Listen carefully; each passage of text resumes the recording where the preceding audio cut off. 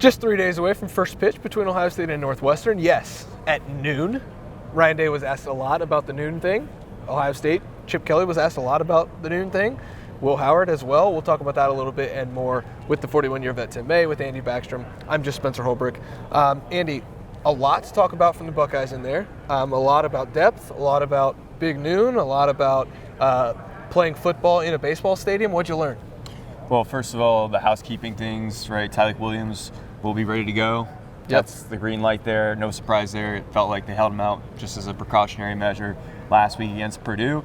And then also Carson Hinsman's healthy and good to go. Again, not a huge surprise, but there was that scary moment against Purdue that we've talked about post-game. So those are the two housekeeping notes. I think my biggest takeaway is just this theme of Will Howard improving his completion percentage. I mean, it has skyrocketed up to 74% on the year. He's had 5 games with at least an 80% completion percentage, which is really impressive because he said in training camp and in preseason, that was his goal. Every practice was to hit 80%, and he only did it a few times.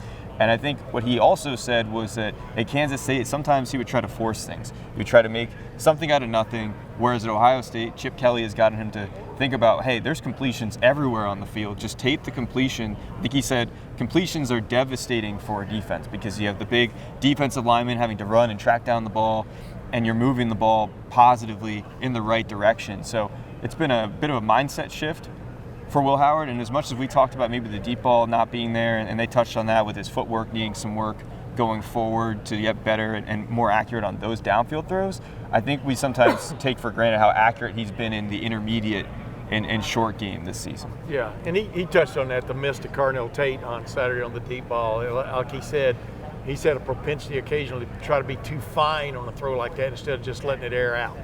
And he has to tell himself, hey, these are great receivers. These are great athletes you're throwing to here. Almost all of them can run. Let them run under the ball. And so, that'll be something he'll be telling himself as this goes on. And Chip Kelly had a great line about the noon starts. He goes, he's for the noon starts because he thinks that's when Will Howard's at his best. I mean, from a accuracy standpoint, he was just making a little quip remark there and stuff. You do what you do when they tell you to do it. It's kind of the approach there. And his other great line was when you asked him about the offensive line and being semifinalist for the Joe Moore Award. He goes, one of his references to the offensive line was, those are guys that buy their clothes at True Value Hardware. Yeah. What a great line. Or Tractor Supply is what I'd throw in there also. But those things kind of stood out. I'm gonna write about just the little things I asked Ryan about playing. They're going to take the team actually to the stadium for the first time on a road trip in a long time on Friday to let them kind of get a feel for the wide open spaces that a baseball stadium feels like that a football stadium doesn't. Although Ryan Field used to feel like that. It was kind of a wide open space. But just kind of get a feel for the way the grass has been put in and things like that. I'm going to write a little quickie after we're done here just about a little bit of a step out of what usually is a pretty stringent routine Ohio State sticks to either home or on the road. Do you think that he's going to take a tape measure like Norman Dale at Hinkle Fieldhouse and measure it 100 yards? The funny thing he said is it 100 yards long? Well, we all know one of the problems about Wrigley Field when they first put a football field in there, they had 100 yards, but they didn't have 120. Yeah. Because it's 120 you got to deal with, and they figured out a way as Andy Backstrom talks about on my podcast this week, they figured out a way to get a full football field in there as opposed to once you've got the ball, you flip ends. Yeah. That had to be really odd, but now you've got a full football field in there, as was the case when Gale Sayers and Dick Butkus played in there many years ago for the Chicago Bears. Yeah, one edge of that stadium, you're going into the right field fence. The next edge of that stadium, you're going down the Bartman line, and you got to be careful not to flip over like Derek Jeter into the stands in the corner of the end zone. So a lot of baseball references. I promise they're not going to stop. Like, that's just not going to happen. I just pray there's a safety in this game because that would be a lot of fun to talk about a 2-run shot to the left by the Ohio State defense. I did talk to Chip Kelly and to Will Howard a lot about this offensive line because I think it's fascinating that they're on their third or even 4th or 5th, however you want to describe it, because of the Donovan Jackson injury that had Austin Sareveld and Tager Shabola and Carson Hinsman and so many different moving pieces on this line. They've patched it together, and not only patched it together, but reinforced it to where it is now a Joe Moore Award semifinal award. And I don't put a lot of stock into these award watch lists or things, but it's very notable to me that Jeff Schwartz and Cole Kubelik and the guys who run that award, and I know because I've talked to people about it who have watched a lot of film, they sit down, they crunch the tape. Like, this isn't just look at the stats, let's pick an award. Those guys watch ball and they know ball because they played it. Mm-hmm. And for them to sit down and see this Ohio State offensive line for what it is, even though it's pretty much patched together with chicken wire and duct tape at this point, I think it's super impressive. Chip Kelly said that it is impressive. It's a testament to what they've done, but they still have to keep doing it. I think Will Howard kind of echoed that sentiment. It's been really impressive, and you can see that they are truly happy that those guys are getting recognized for what they've done, but they also don't want them to rest on it, Andy. Will Howard said he was already confident in that left side of the offensive line, even when Zen Michalski was in there. He said maybe that confidence has grown a little bit, but not so much that it's drastic. Yeah. I also think it's worth noting that Donovan Jackson, it feels like his success at left tackle has almost not surprised the Ohio State staff, but like Ryan Day was like, at what point are we just calling him a left tackle? Because he's trimming some weight. They really like his athleticism out there. Go from, again, as Carson Hinsman said, go from being in a phone booth to being on an island. Donovan Jackson didn't give up a single pressure against Purdue. I gave up a couple sacks against Penn State, but that was against Abdul Carter, who's going to go really high in the NFL draft. So they really like what Donovan Jackson's doing, and it just makes me think about the 2023 offensive line. That's where my head went, was like, maybe he should have been playing tackle last year. But, he's definitely impressing the staff right now. Yeah, and what comes to mind every time I think about that switch is Jim Lachey played guard at Ohio State, and he became one of the great left tackles in pro football for the San Diego Chargers and the Washington Redskins. And so it's literally, you can either play it or you can't, more than that. And then you keep thinking back about Donovan Jackson. He was a 5-star recruit out of Houston, Texas, or the Houston area, and for a lot of reasons, one of which is he can just play. Yeah, he's a good player.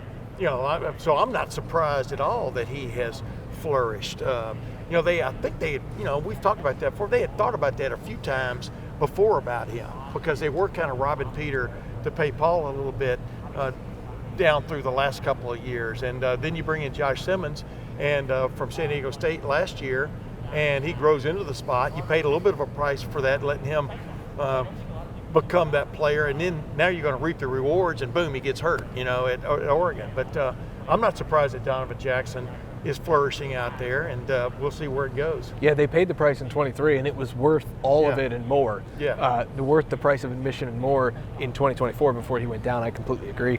I thought it was interesting that Ryan Day was asked a lot about depth. The Buckeyes played quite a few guys early in the game on Saturday against Purdue. I would expect to see more of that against Northwestern, so long as they're confident that they can move the ball on the Wildcats and win the game, even with what they were doing.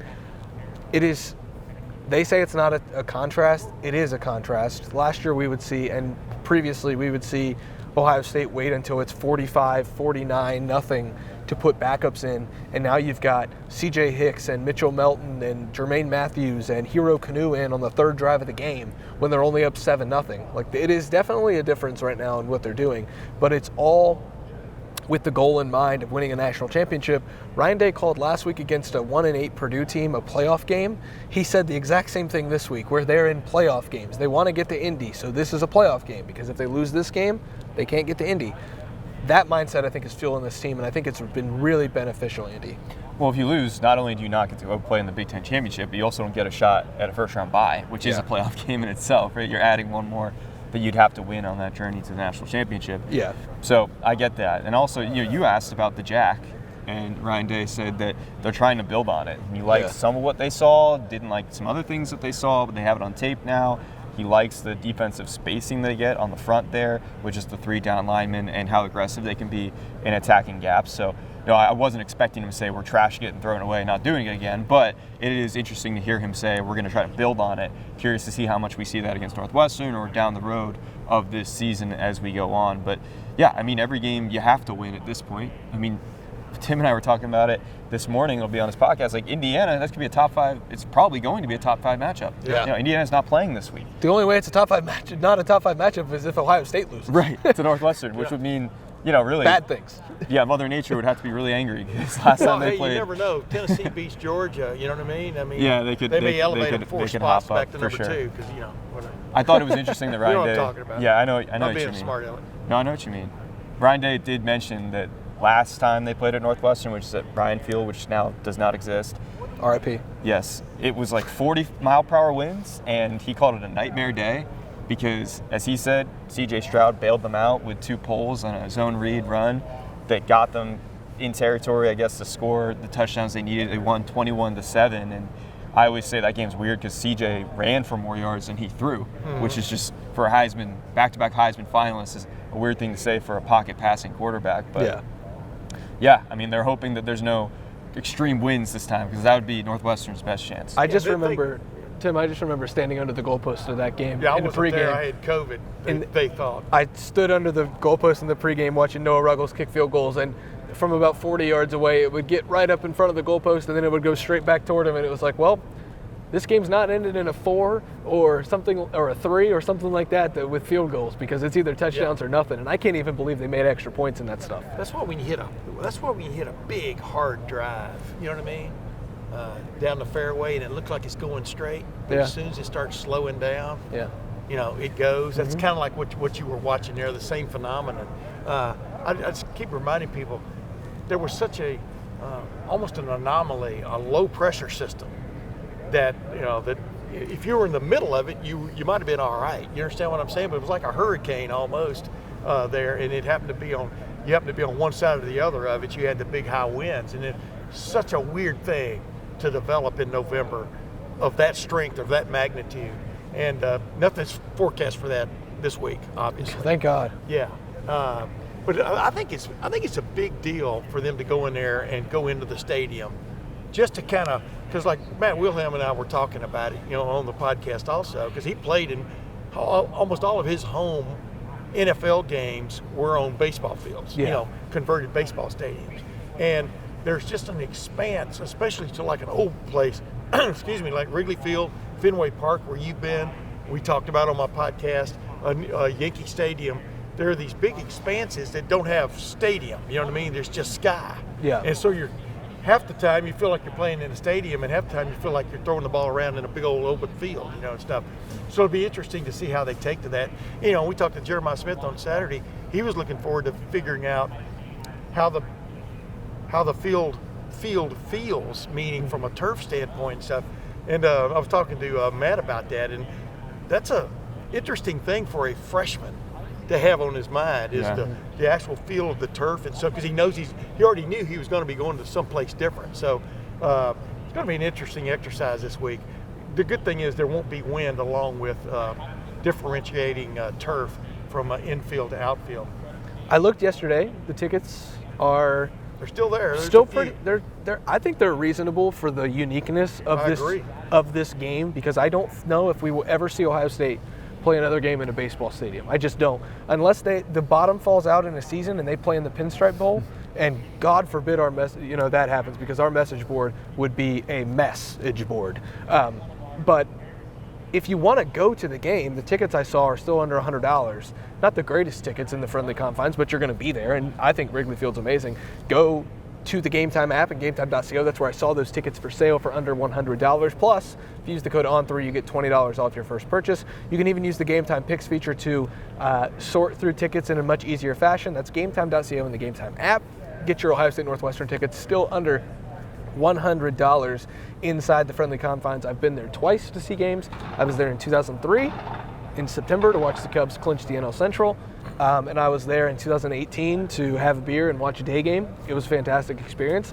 I can't wait to watch a football game there.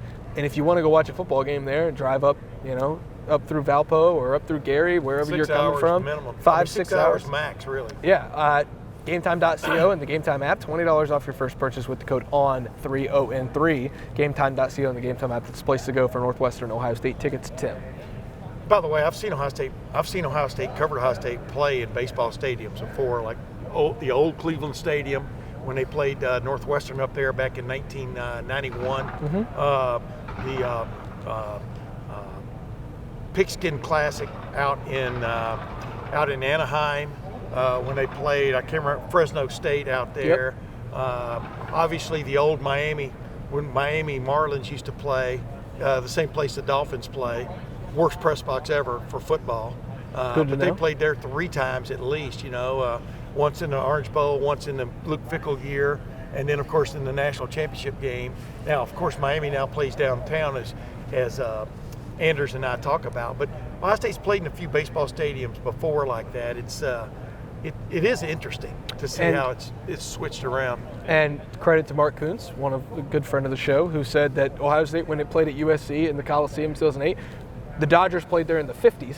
And so technically, that was another baseball stadium they played in. I didn't know we were going to go that far. I could delve into that memory bank also. But I like that little tidbit because this is a true baseball stadium that is being configured for American football. I don't think it belongs there, but it's going to belong there on Saturday, and Ohio State's going to play there. Hey, Eric, one other quick thing. You know what I did, though, when this came up? I started looking around the Chicago area. There are high school stadiums in Texas, just in the Dallas-Fort Worth megaplex, where you could have a credible, crowd there of like 25, 30, 35,000 people.